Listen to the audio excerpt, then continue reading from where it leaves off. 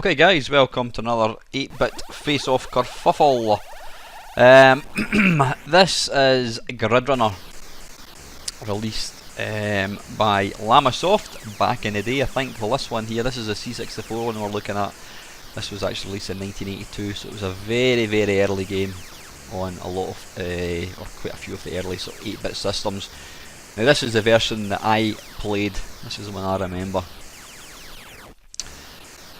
The first thing about this game that I think is awesome, and it's pretty much the same for all of Jeff Minter's games, is the sound. I don't know what it is, but he just nails the sound in games. I don't think I've ever played a bad game, or one of these games that's got bad sound. He just seems to, I mean, he comes from a sort of arcade background. Jeff loves arcade games. And he's always maintained that he writes games that he likes to play himself, and one of the things about it, I say, the sound is always really good, even in some of these really early games like this. Now the idea of the game, it's, as you can see, it's a shameful, well, it's not shameful, but it's a we're going to use the word rip-off? It's inspired, shall we say. Yeah, this game is inspired by Centipede, which was written by a lady, which is quite an unusual thing back in the day, so there you go. Yeah, I mean, it's similar to Centipede. You've got, you're on a grid. Now you can see there, you can only actually shoot along the grid, you can't shoot in between the lines. And you'll also notice when you move, you don't move in between. You know, you always stop on a line, and you can't sort of stop mid-grid, if that makes any sense. But yeah, the baddies, they start at the top of the screen, and they wind, when they get to the edge of the screen, they wind their way down towards the player. When you shoot a segment, it sort of turns into, I don't know what the technical term is, it turns into a sort of a landmine type thing. Now you'll see the actual landmine, it starts to kind of evolve, it changes its shape, and then eventually it kind of turns into a sort of bomb, and it just falls vertically down the screen. Quite a rate of knots as well, so you've always got to be kind of on your toes. And then you can shoot these things to sort of destroy them. Now across on the left and also on the bottom, there's a little laser cannon type thing. Now the one on the left fires a missile, obviously from left to right, and the one at the bottom fires a laser straight up. So you've got to be mindful of these when you're moving about. I mean, it's pretty much random, I think, when they actually shoot, but you're always better trying to keep your distance. Don't really move over one of the lasers when it's not actually, I think they only shoot once. Is that right? Let's have a wee look. I think they only shoot the once per, yeah, it looks like it. They only fire once per sort of run. Hold on a minute, the one in the bottom, not I'm talking rubbish, the one in the bottom seems to fire twice. There's once, there's twice. But the one on the left only seems to fire the once. So you've got to watch out for these guys, you can't destroy them at all. But it does get pretty fast paced, pretty quickly. That says the sound, in particular in this version, I think is just awesome. You really want to turn it up nice and loud and play it. Now there was a sequel to this game called Matrix, which we shall probably take a look at some point in the future. Now for the purpose of this video, obviously we're just looking at the 8-bit versions. I mean, Gridrunner has evolved and it's been released on so many systems over the years with Jeff, including, you know, Android phones, iOS. It's been released a couple of times for the PC as well, and I don't think there's a bad version. I don't think there's a bad version. If you like fast-paced shooters, then you really can't go wrong with something like this. Graphically wise, they're pretty simple, but they're just awesome games to play. You really do get in the zone, and that's one thing that Jeff always maintains. He tries to write games that you just get completely absorbed, you get drawn into the game. You know, you get absorbed into the game, and you almost almost like become at one with the game, which is very hippie sounding. But yeah, I can definitely see what he's talking about. So that is the C64 one. Let's move on. Right, this is to many people the best version of the game. This was the very first version that was released. This is on the VIC-20. Now, Jeff himself actually reckons that this is his favourite version. He says it was the original version, and what he says is he reckons that the graphics on the Atari, on the Commodore 64 are too weedy looking, they're too skinny looking, whereas this one, it's big chunky graphics, and he also seems to think that it plays the best. This is the best playing version. So yeah, you can obviously make your own mind up. It's virtually identical to the C64 as far as, you know, the game goes. You've got your lasers which move along the bottom, and the one that moves from the top down the way, firing bullets. Now looking at this, I think, is the grid slightly smaller? I think it will be, because it's kind of chunkier graphics. It's almost in a sort of far lower resolution than the C64 one. It's not quite as big a play area.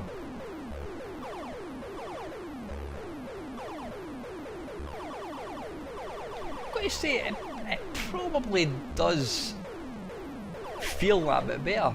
I mean, it's, you know, I don't think there's a lot to choose between them. I mean, I must admit, I said the C64 was the one that I played back in the day, and this one is really nice. I mean, you know, I think it's one of these things. I think it's really down to preference.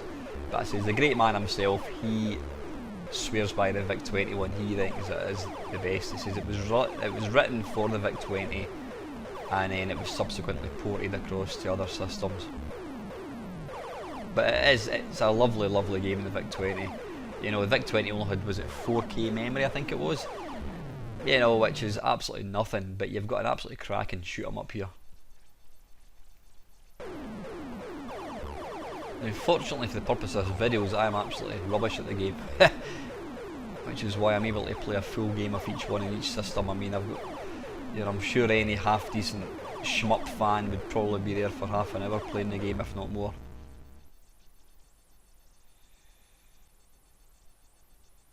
Now, the funny thing about a lot of the Llamasoft games, they were released in the US by Hess Games. Now, I don't know if you noticed that was the version I showed you on the Commodore 64 was actually the Hess version.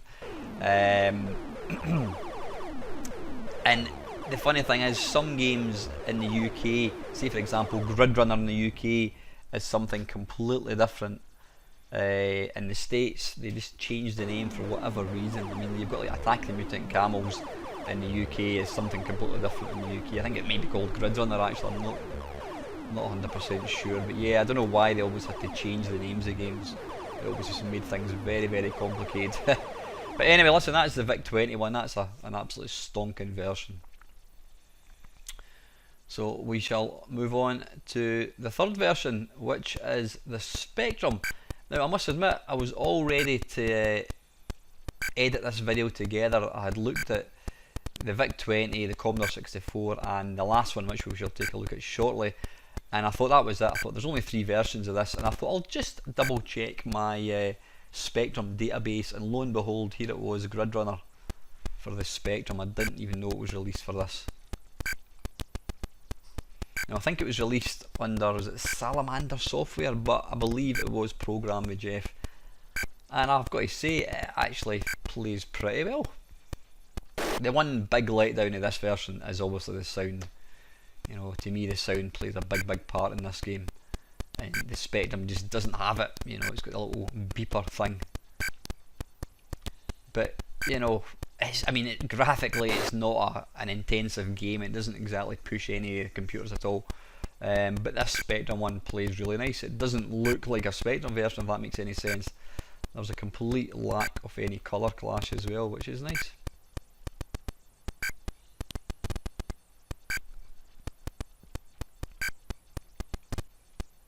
And it's nice and fast as well. And like Centipede, when the wee guys get to the bottom, in fact it's slightly different. I think in Centipede, when they get to the bottom, they then start working their way back up again, but this version, in Gridrunner, they seem to get to the bottom and then they sort of reappear mid-screen.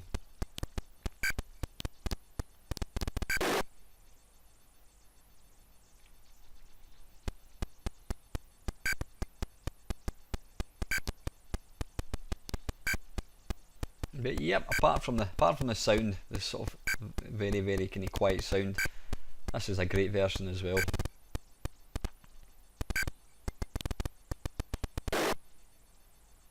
But I said I didn't even know it was released on the Spectrum. The sad thing is, it's such a basic looking game that a lot of people probably would have looked at it and thought that's going to be absolute pants, and they would rather be playing something else. But, you know, scratch beneath the surface and actually give the game a go and you'll realise it's a cracking game.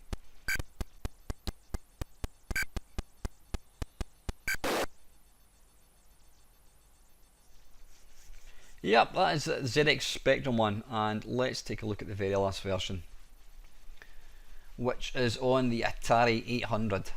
Again, you can see they are written in 1983. Now, I've got high hopes for this version because Atari has got excellent colour. It's got an excellent colour palette.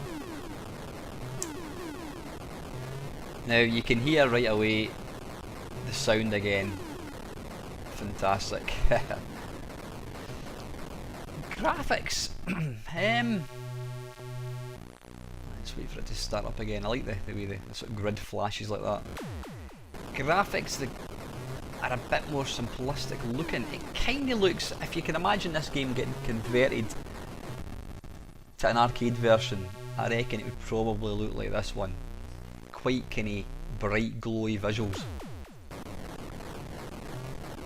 Now I know Jeff wasn't overly keen in the Atari 800 version. I think it was Atari 800, Atari 400 as well. He did say it was rushed. It was quite a rushed port, and he also thought the graphics were a bit rubbish. I don't know. It's got a certain appeal to it. Like I said, I think if it was released in the arcades, I think this would be the version. This is what it would look like.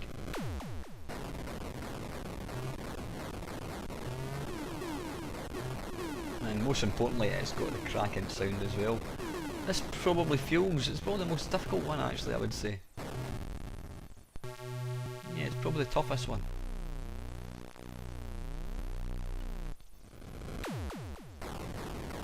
I believe there was a version released on the, I think it was Atari ST, I'm sure it was released on Atari ST using the mouse or something, but as we all know, this feature, you know, 8-bit Kerfuffle, it's for 8 bits only, we don't include any 16 bits at all.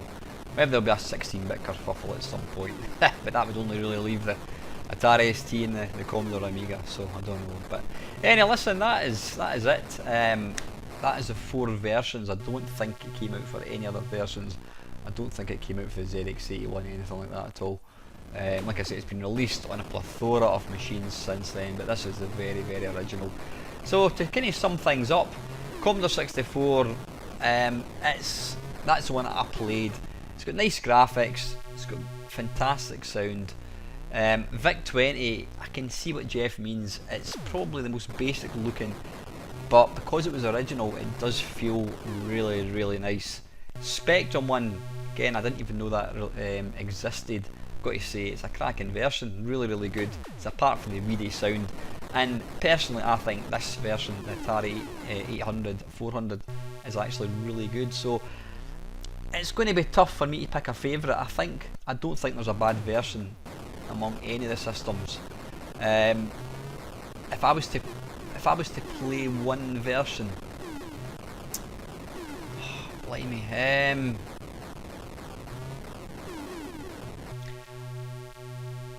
that is a tough one. If I was to play one version, I reckon I would probably go for the VIC-20. Just because, well, Jeff reckons it's the best one, and I do know quite a few mates have said that Gridrunner on the VIC-20 is the best version to play. It's the most playable, it's the truest to the original, obviously, because it was the original one. So I'm going to go for the VIC-20, but like I says, there's not a bad version amongst them, sort of thing. So anyway guys, that is it. Hope you enjoyed watching the video. If there's a game you want to see featured in this, just put your comments below. And finally, thank you very much for watching.